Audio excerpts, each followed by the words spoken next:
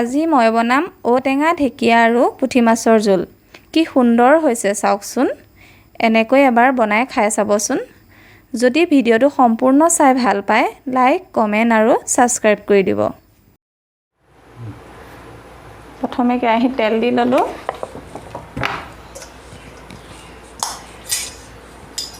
তেলটো গৰম হোৱা জোখটো চাই তাতে মাছকেইটা দি দিলোঁ।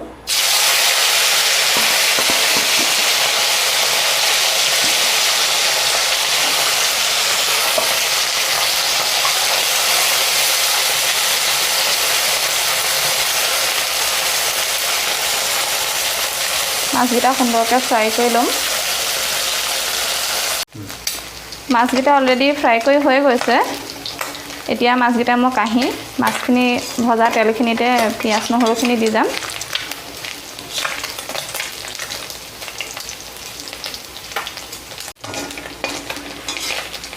মাছখিনি এতিয়া কাঢ়ি ৰাখি দিম।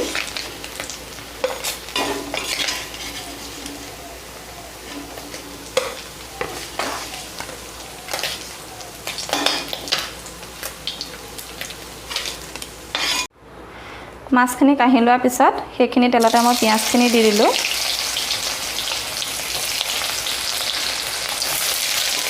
পিঁয়াজখিনি অলপ ব্ৰাউন কালাৰ হোৱালৈকে ফ্ৰাই কৰিম।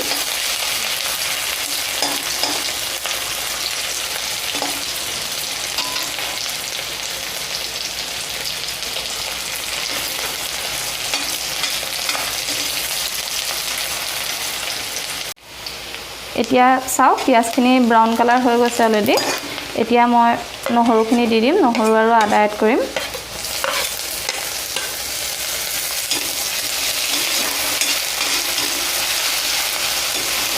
এইখিনি অকণমান সময় ভাজি লৈ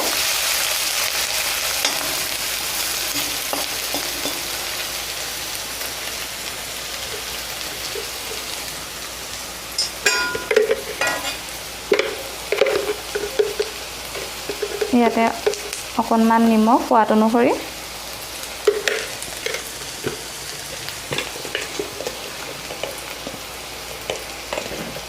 অকণমান হালধি,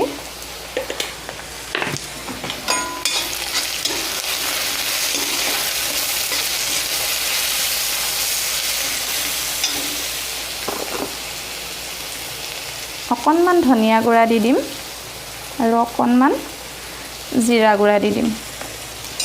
বাকী বেলেগ মছলা ব্যৱহাৰ নকৰোঁ।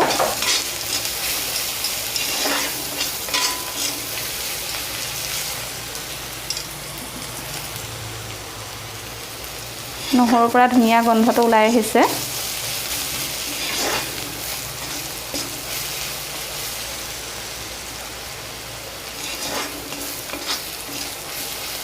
এতিয়া মই কাটি থোৱা কঁঠালৰ গুটিখিনি ইয়াতে দি দিম। এইখিনি অকণমান সময় ফ্ৰাই কৰি ল'ম।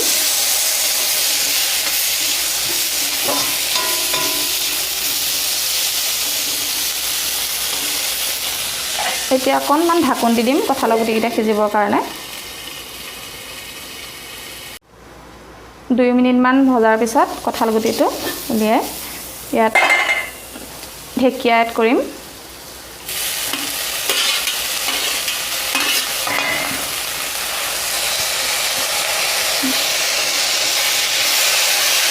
ঢেকীয়াখিনি আৰু কঁঠাল গুটিখিনি ধুনীয়াকৈ মিলাই ল'ম।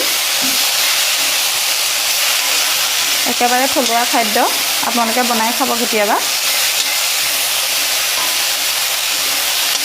এইখিনি অকণমান কঁঠাল গুটিৰ লগত সিজিবলৈ দিম।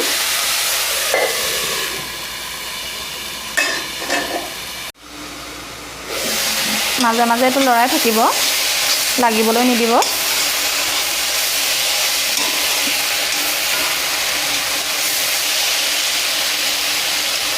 দুই মিনিটমান ভাজি লোৱাৰ পিছত টেঙাখিনি দিব পৰা হ'ব।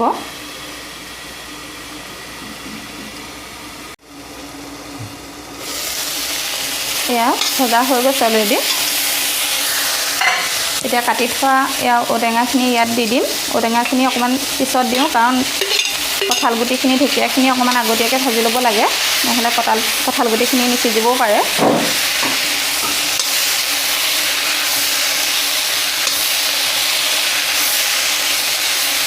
সুন্দৰকৈ গোটেইখিনি মিলাই ল'ব।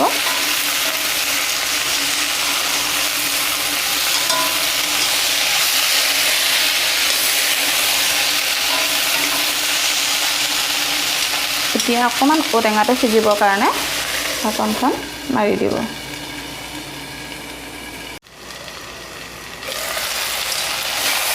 ধুনীয়াকৈ সিজি গৈছে।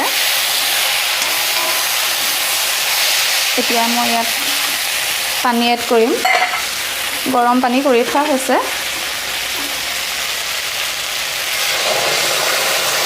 গৰম পানী দিলে চব্জিৰ সোৱাদটো সুন্দৰ হয়। আপোনালোকে পানীকণ আগতীয়াকৈ অকণমান গৰম কৰি ৰাখিব।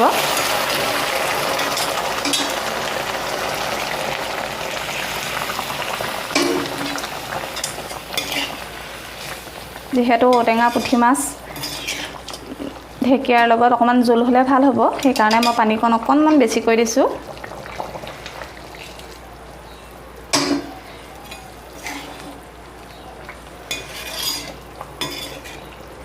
এতিয়া মই অকণমান উতলিবলৈ দিম। উতলাৰ পিছত মাছ দি দিম ইয়াত।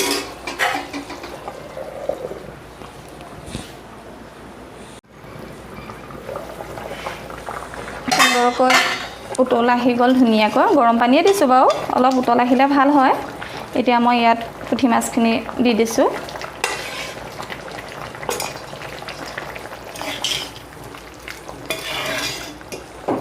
কালাৰটো অতি সুন্দৰ হৈছে।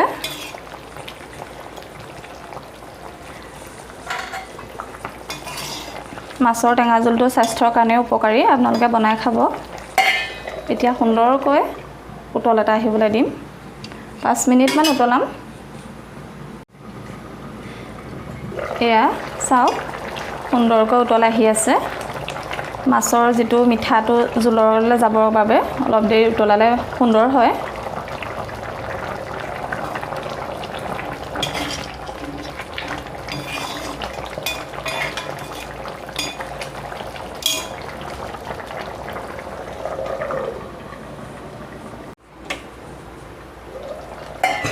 এয়া হৈ গৈছে। মই জ্বলাটো এড কৰা নাই, সৰু ল'ৰা আছে যে, সেইবাবে জ্বলাটো এড কৰা নাই। আপোনালোকে জ্বলাটো দি ল'ব পাৰিব। জ্বলাটো দিলে আৰু সুন্দৰ হয়। এতিয়া মই অফ কৰি দিম। এয়া অলৰেডি হৈ গৈছে। কালাৰটো কিমান সুন্দৰ হৈছে চাওকচোন আপোনালোকে।